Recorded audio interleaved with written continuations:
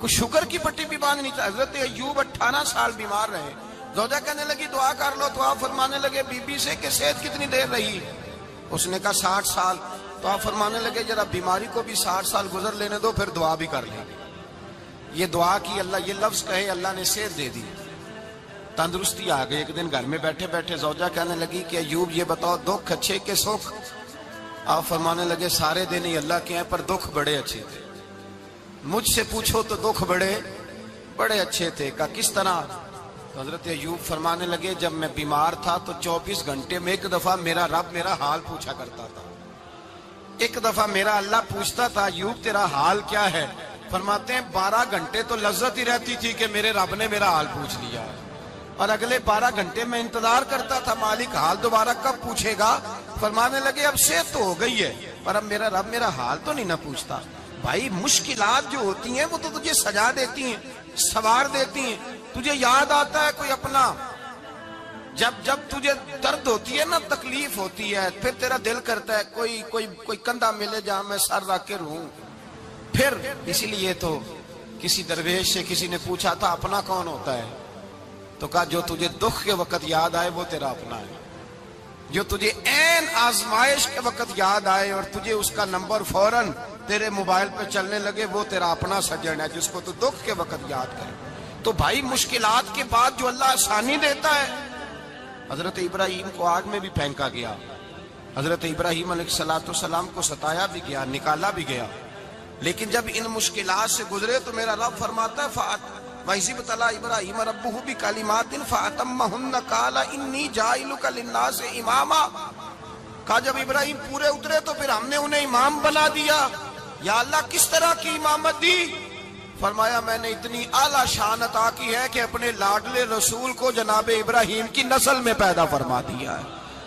میں نے مصطفیٰ کو ان کی نسل میں پیدا کر دیا, قیامت تک کے لیے ان کا وقار بڑھا دیا. اللہم صلی علی محمد وعلی آل محمد کما صلیت علی ابراہیم وعلی آل ابراہیم.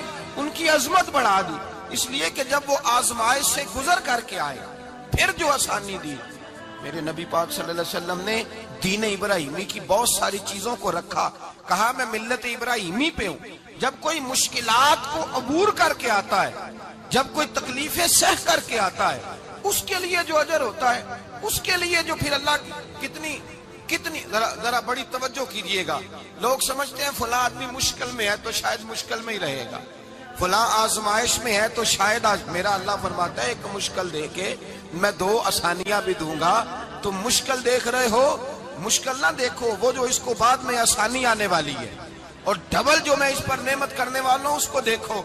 حضرت یوسف کو بھائیوں نے کنویں میں ڈال دیا تھا, اور جب کنویں سے نکلے تو مصر کے بازاروں میں بکے, اور پھر زلیخا نے الزام لگایا تو حالات بگڑ گئے. حضرت یوسف کو جیل جانا پڑا. کتنی کٹھن زندگی تھی, لیکن میرے مالک کو کچھ اور ہی منظور تھا.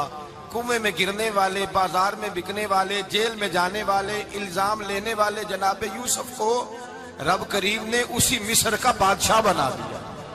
اللہ پاک نے اسی مصر کا حکمران بنا دیا. یاری تیری سونا پر ازمیشاں تیریاں اگ, اے سونا پرکھیا جاوندہ ہی پہلو نال اگاں دے لگ.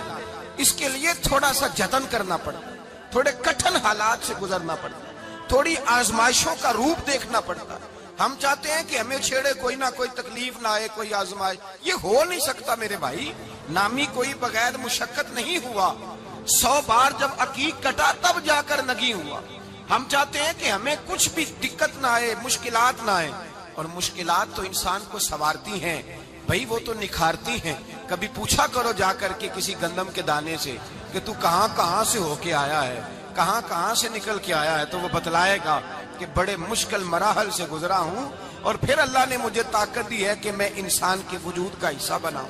تو بھائی کٹھن مراحل, آزمائشیں, تکلیفیں, یہ انسان کو بڑا انسان بنا دیتی, یہ اس کے لیے ترقیوں کا پیش خیمہ ہوتی.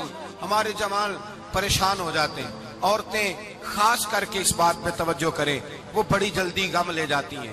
وہ کہتی ہیں جانے میرا کچھ ہوگا ہی نہیں, جانے میرا کچھ ہو ہی نہیں سکتا. میرے بھائی درجنوں اور بیسیوں لوگ ایسے ہیں جن کی اولادیں نہیں تھی لیکن نام ان کا ان سے بھی زیادہ ہے جو بڑے بڑے صاحب اولاد. حضرت خواجہ معین الدین اجمیری کو جانتے ہیں آپ لوگ؟ نہیں، جو جانتے ہیں وہ بولے جانتے ہیں جی؟ لو جی، کافی سارے جانتے ہیں، تھوڑے جی رہ گئے نا۔ جانتے ہیں نا خواجہ صاحب کو؟ ان کے کسی بیٹے کو جانتے ہو؟ نہیں جانتے، نہیں جانتے، نہیں جانتے آپ ان کے بیٹے کو۔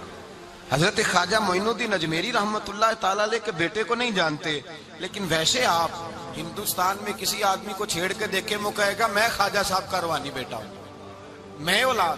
حضرت غوث اعظم رضی اللہ تعالیٰ عنہ کی اولاد کو کم لوگ جانتے ہیں، لیکن آپ ویسے کسی کو پوچھ کے دیکھیں 11ویں والا پیر کون ہوتا ہے، ہر آدمی ہاتھ اٹھا کے بتائے گا خدا کے فضل سے ہم پر ہے سایہ غوث اعظم کا، ہمیں دونوں جہاں میں ہے سہارا غوث۔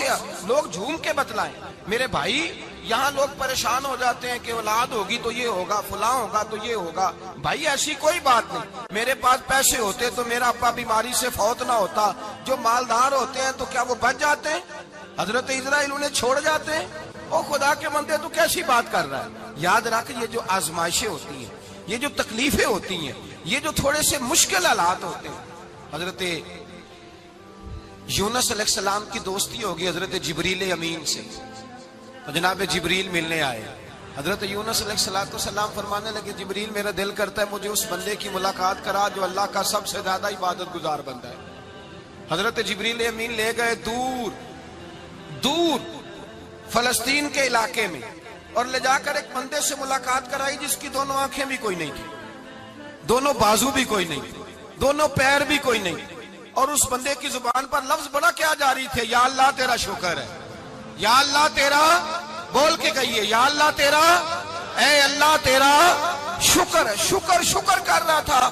حضرت جناب سیدنا یونس علیہ السلام کہنے لگے میں نے تجھے عبادت گزار کو ملانے کو کہا تھا، تو کہاں لے آیا؟ حضرت جبریل کہنے لگے یا یونس، یہ ہر چیز جانے کے باوجود اپنے رب کی رضا پہ راضی ہے۔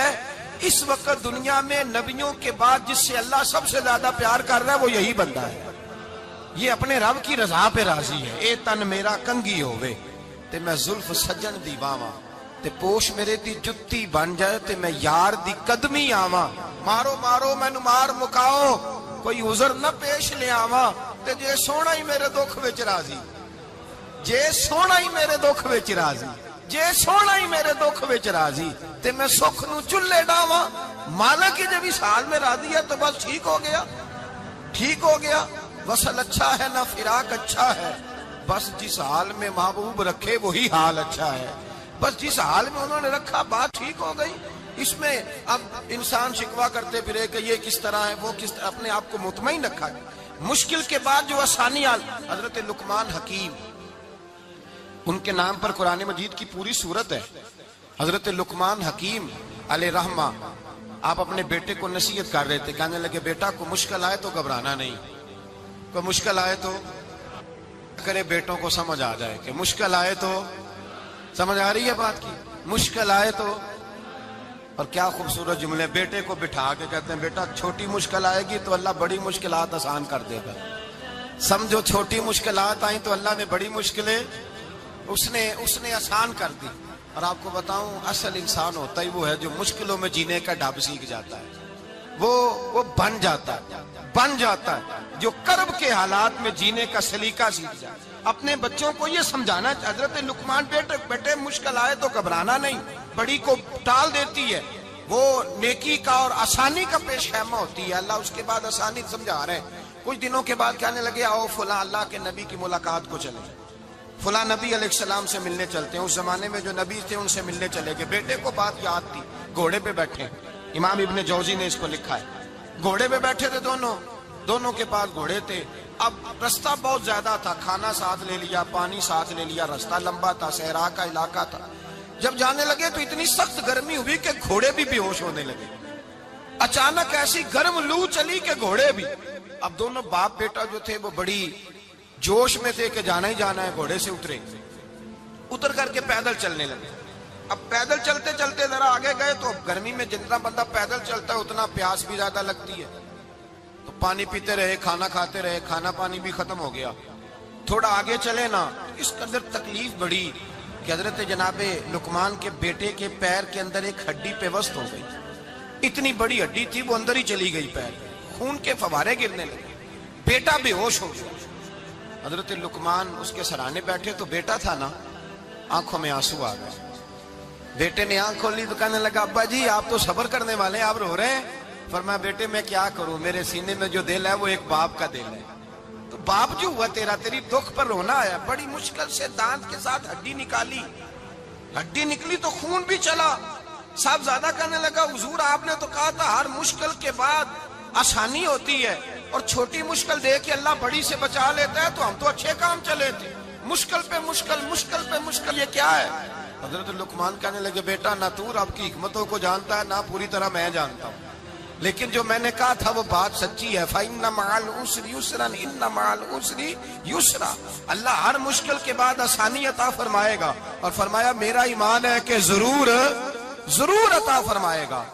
یہ بات کہہ رہے تھے کہ سامنے سے دھواں اٹھا، اتنا سخت دھواں اٹھا کہ آپ نے سوچا شاید وہاں بادیا وہاں جاتے، وہاں چلنے لگے تو پیچھے سے کسی نے آواز دی ٹھہر جاؤ، رکو، وہیں رک گئے۔ تھوڑی دیر گزری تو کہا رک جاؤ، جب رکے تو ایک بولنے والا بولا، کہنے لگا تمہارے لیے تھوڑی دیر کے بعد جانوروں کا بندوبست کر دیا جائے گا، کھانے کا بھی بندوبست ہو جائے گا، بچے کا پیر بھی صحیح ہو جائے گا، چلے جانا، لیکن ذرا ٹھہرو۔ حضرت لقمان کہنے لگے بولنے والے تو کون ہے؟ تو کہنے لگے میں اللہ کا فرشتہ ہوں، میں اللہ کا فرشتہ ہوں۔ کہا اللہ کے فرشتے اور یہ سارا کچھ کیا ہے؟ تو فرشتہ کہنے لگا اصل بات یہ ہے کہ سامنے بستی پر مجھے عذاب نازل کرنے کا حکم ملا تھا، آپ بڑی تیزی سے آ رہے تھے، میں نے رب سے دعا کی کہ اللہ اس باپ بیٹے کی غلطی کوئی نہیں، مہربانی فرما۔ رب نے پہلے آپ کو صحرا میں الجھایا، پھر میری دعا کی برکت سے آپ کے گھوڑے ٹھہر گئے، پھر میری دعا کی برکت سے آپ کا پانی ختم ہوا، پھر میری دعا کی برکت سے آپ کے بیٹے کو زخم آیا، پھر میری دعا کی برکت سے سامنے سے دھواں اٹھا۔ فرمایا یہ جو تمہیں مشکل پہ مشکل آ رہی تھی، یہ تو میرا رب تمہیں عذاب سے بچانا چاہ رہا تھا، یہ جو تمہیں مشکل پر مشکل آ رہی تھی تو میرا مالک تمہیں عذاب سے بچا رہا تھا، تم سمجھ نہیں رہے تھے۔ حضرت لقمان نے بیٹے کی طرف دیکھا تو بیٹے کہنے لگے ابا جی بات بالکل سچی ہے، افضل الذکر لا الہ الا لا الہ الا، اور پھر پڑھنے لگے حسبنا اللہ و نعم الوکیل نعم المولا و نعم النصیر۔ یہ ورد ہونے لگے۔ بھائی جب تجھے مشکل آتی ہے، آزمائش آتی ہے، تو اس وقت سمجھتا ہے پتہ نہیں میرے ساتھ کیا بننے لگا ہے۔ اللہ تبارک و تعالیٰ چھوٹی مشکل دے کے تجھے بڑی سے محفوظ رکھتا ہے، چھوٹی بیماری دے کے تجھے بڑی سے محفوظ رکھتا ہے۔ بلکہ میں ایک دفعہ ایک تکلیف میں، ایک آزمائش میں مبتلا ہو گیا، تو میں نے اپنے حضرت سے کہا کہ حضور سارے دکھ کٹھے ہی آ گئے، کیا کیا جائے؟ تو آپ فرمانے لگے بڑے خوش نصیب ہو، جوانی میں اللہ نے دکھ دے دیے، بڑھاپے میں آئے تو برداشت نہیں ہوتے، یہ تو بڑے وقت پہ آ گئے، شکر ادا کرنا چاہیے، اس زمانے میں برداشت نہیں ہوتے، اب آسانی ہے، ان کو برداشت کرو، ہمت کرو۔ میرے بھائی یاد رکھیں آزمائشیں، تکلیفیں آپ کو بڑا کرنے کے لیے آتی ہیں۔ ہم آزمائش کو برا جانتے ہیں، دکھ کو برا جانتے ہیں، دکھ تو بڑے پیارے ہوتے ہیں، یہ رونے کا سلیقہ سکھاتے ہیں، یہ اللہ کو منانے کا طریقہ سکھاتے ہیں، یہ مسجد میں جانے کا۔ وہ جو سکھی بندہ ہے نا، سکھی، مجھے ایک صاحب کہنے لگے دو قسم کے لوگ مدینے سے آتے ہیں، مدینہ شریف پوچھنے لگے، کہنے لگے حضرت جی دو قسم کے بندے ہیں، کچھ واپس جاتے ہوئے تڑپ رہے ہیں، کچھ تصویریں کھینچ رہے ہیں رخصتی کے وقت، فرق کیا ہے؟ تو میں نے کہا وہ جو تصویریں کھینچ رہا ہے وہ امیر آدمی ہے، اسے پتا ہے کہ میں پھر ٹکٹ لے لوں گا، مہینے کے بعد پھر آ جاؤں گا، اور یہ مدینہ چھوڑتے ہوئے تڑپ رہا ہے، یہ کوئی غریب ہے، یہ کہہ رہا ہے پتہ نہیں دوبارہ موقع ملے کہ نہ ملے، یہ دکھی ہے، یہ آزمائش میں دکھی۔ سکھی بندہ تو مکے جا کے نہیں روتا، وہاں بھی کھڑا ہے، ڈٹ کے کھڑا، دکھی کوئی نہیں تو روئے کیسے؟ روئے کیسے؟ دکھیے دی گل دکھیا ہی جانے، دکھیے دی گل، کیا خوبصورت لفظ ہے میاں صاحب کی، اور لفظوں میں حسن دیکھے کہنے لگے دکھیے دی گل اے دکھیا ہی جانے تے سکھیے نو کی خبراں، تے یار جنہاں دے موت نے مارے روندے نہیں تک تک قبراں۔ یہ مشکل مرحلہ ہوتا ہے، جب انسان تکلیف میں ہوتا ہے پھر اسے احساس ہوتا ہے، اور تکلیف والے کو ہی تکلیف والے کی تکلیف کا احساس ہوتا ہے۔ جب آپ کو اللہ مشکل دیتا ہے تو سمجھ لے رب آسانی دینا چاہ رہا ہے، جب تیز دھوپ آتی ہے تو سمجھ لے اللہ گرم ہوا گزار کے ٹھنڈی بارش برسانا چاہ رہا ہے، اور جب چاروں طرف سے گھٹن ہو، پنجابی میں کہتے ہیں گما لگ جائے، تو پھر سارے بول کے کہتے ہیں اب جو طوفان آئے گا وہ سخت ہی آئے گا، اس لیے کہ گھٹن جتنی زیادہ ہوتی ہے پھر فضل بھی اتنا۔ جن لوگوں نے تکلیفیں زیادہ سہی تھی رب نے عزتیں بھی زیادہ ہی عطا فرمائی، جن لوگوں نے تکلیفیں زیادہ سہی نا انہیں اللہ نے درجہ بھی۔ حضرت بلال حبشی نے بڑی تکلیف سہی، مارا کرتا تھا امیہ، بڑا مارتے تھے، اتنا مارتے تھے کہ موٹے، آپ نے کبھی دیکھے ہیں دیہاتوں میں موٹے موٹے پائے ہوتے تھے چار پائیوں کے، موٹے موٹے پان کی چار پائیاں اور بڑی چار پائیاں کافر بچھا کے بیٹھ جاتے اور حضرت بلال حبشی کے پیر ان کے نیچے رکھ دیتے، ہاتھ ان کے نیچے رکھ دیتے، آگ لوہا گرم کر کے اس کے اوپر ننگے بدن لٹا دیتے۔ مکے نے بڑی آزمائشیں دیکھی، پھر اسی مکے نے مدینے نے عجیب رنگ دیکھا کہ میرے نبی معراج سے واپس آئے اور حضور نے عظمت دی، فرمایا بلال یار تیرا بڑا مقام ہے، تو مدینے میں چل رہا تھا اور میں جنت میں تیرے قدموں کی آواز سن رہا تھا، کتنا تیرا مقام ہے، کتنا تیرا درجہ ہے، میں وہاں تیرے چلنے کی آواز سن رہا تھا۔ حضرت ابو بکر صدیق رضی اللہ تعالیٰ عنہ نے اس زمانے میں حضور کی نوکری کی جب دوسرا جانثار کوئی نہیں تھا، سارے لوگ تانے دیتے، کہتے ابو بکر تو اکیلا ہی سیانا ہے، سارا مکہ مخالفت کرتا ہے، تو جان ہی نہیں چھوڑتا، سارا زمانہ مخالفت کرتا۔ ابو بکر صدیق نے مال بھی دیا، جان بھی دی، شہزادی حضرت عائشہ بھی دی حضور کی خدمت میں، ہر چیز لٹا دی۔ دنیا کو پتا اس دن چلا جس دن میرے رسول پاک صلی اللہ علیہ وسلم مسجد نبی میں بیٹھے تھے، درجنوں صحابہ تھے، حضور نے فرمایا ابو دردہ کو تو بلاؤ۔ جناب ابو دردہ حاضر ہوئے تو کہتے ہیں حضور کا چہرہ دیکھا تو ناراضگی ہے چہرے پہ، میں نے دیکھتے ہی کہا حضور آپ مجھ سے ناراض ہیں؟ حضور نے فرمایا ہاں میں ناراض ہوں۔ جب یہ لفظ کہے تو میں کانپنے لگا، حضور ناراض ہو گئے؟ میں نے کہا یا رسول اللہ میری غلطی۔ تو نبی پاک نے فرمایا تو میرے ابو بکر کی عظمت نہیں جانتا؟ حضور جانتا ہوں۔ حضور کیا ہوا؟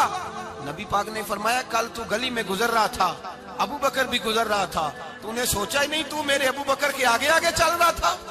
یہ خیال ہی نہیں آیا تجھے پتا نہیں کہ جس نے میرے ساتھ نیکی کی میں نے بدلہ چکا دیا ہے؟ ابو بکر کا بازو تھام کے اللہ کی بارگاہ میں لے جاؤں گا، میرا رب بھی اسے بدلے عطا فرمائے گا۔ یہ عظمت، یہ شان، یہ بلندی اور رفعت مشکلات سے گزرنے کے بعد ملی۔ میرے نبی پاک صلی اللہ تعالی علیہ وسلم کے ساتھ مولا کائنات شیر خدا حضرت علی نے 9 سال کی عمر سے وفا شروع کی اور تا دم آخری حضرت علی نے وفا کی مصطفیٰ سے۔ کٹھن مراحل سے گزرے، کٹھن مراحل سے۔ حضرت علی کہتے ہیں میں ہر جنگ میں، ہر جہاد میں ساتھ تھا، پر جس دن مکے اور مدینے سے آنے والوں کو حضور بھائی بھائی بنا رہے تھے، مہاجر اور انصار کو بھائی بھائی بنا رہے تھے، فرماتے ہیں میں تنہا کھڑا تھا، کوئی کسی کا بھائی بن گیا، کوئی کسی کا بھائی بن گیا، میں اکیلا کھڑا تھا اور میں سوچ رہا تھا کہ یار میں کدھر جاؤں۔ کہتے ہیں میں اس حد تک آیا کہ میرے آنسو بہنے لگے، لیکن میری مشکلات کو آسانی تب ملی جب مدینے کے چاند دھیرے سے اٹھے، میرے قریب آئے، میرا بازو تھاما اور فرمایا علی باقی سارے بھائی بھائی بن گئے ہیں، انت اخی فی الدنیا والآخرہ، تو میرا بھائی ہے، دنیا میں بھی میرا بھائی ہے، قیامت کے دن بھی میرا بھائی ہے۔ حضور نے اعزاز دیا اور غدیر خم کے موقع پر حضرت علی کا بازو تھام کے کھڑا کر کے حضور نے فرمایا من کنت مولا ہوں فہذا علی مولا، فرمایا جس کا میں مولا ہوں اس کے علی بھی مولا ہے۔ محبوب پاک سید عالم صلی اللہ علیہ وسلم نے جن لوگوں نے مشکلات برداشت کی پھر ان کو اعزاز ملا، ان کو درجے ملے، ان کے لیے جو آسانی۔ حضرت عثمان غنی نے صحابہ میں سب سے زیادہ مظلومیت کاٹی، سب سے زیادہ مظلومیت، 40 دن پانی بند رہا، کھانا بند رہا، تکلیف اور آزمائش کا وقت ہوا۔ امام جلال الدین سیوطی رحمت اللہ تعالی علیہ الحاویل الفتاوی میں لکھتے ہیں، کہتے ہیں جب حضرت عثمان غنی پر کھانا اور پانی بند تھا، ایک شام حضرت عبداللہ بن سلام ملنے گئے، اس شام، اس صبح جس شام حضرت سیدنا عثمان غنی شہید ہوئے، جناب عبداللہ ابن سلام کہنے لگے عثمان تیرا کیا حال ہے، کس پوزیشن میں ہے؟ تو کہتے ہیں جناب عثمان غنی کہنے لگے عبداللہ آج میں بڑا سکھ میں ہوں۔ کہا 40 دن بیت گئے، کھانا نہیں آیا، پانی نہیں آیا، تو آج کیوں سکھی ہو؟ فرمانے لگے آج مدینے کی سامنے والی گلی میں نے مصطفیٰ کا دیدار کیا ہے، اور نبی پاک صلی اللہ علیہ وسلم نے فرمایا عثمان اگر تو کہے تو تیرے لیے پانی کا بندوبست کر دیا جائے، تیری مشکل آسان ہو جائے، اور اگر تو کہے تو تیرے لیے وہ آسانی کی جائے کہ آج تو میرے پاس آ کے روزہ افطار کر لے۔ تو حضرت عثمان غنی کہنے لگے میں نے مصطفیٰ سے عرض کیا حضور مجھے یہاں کا سکھ نہیں چاہیے، مجھے وہ آسانی چاہیے جو آپ کے پاس افطار سے ملے گی۔ فرمانے لگے آج میں رخصت ہو جاؤں گا، افطار رسول اللہ کے پاس کروں گا۔ حضرت عبداللہ ابن سلام فرماتے ہیں پھر اس شام حضرت عثمان شہید ہو گئے۔ لوگ کہنے لگے عثمان شہید ہو گئے، اور میں کہنے لگا نہیں، انہوں نے جا کے نبی پاک کے دسترخوان پہ روزہ افطار کر لیا ہے، روزہ افطار۔ بھائی پھر بعد میں جو آسانی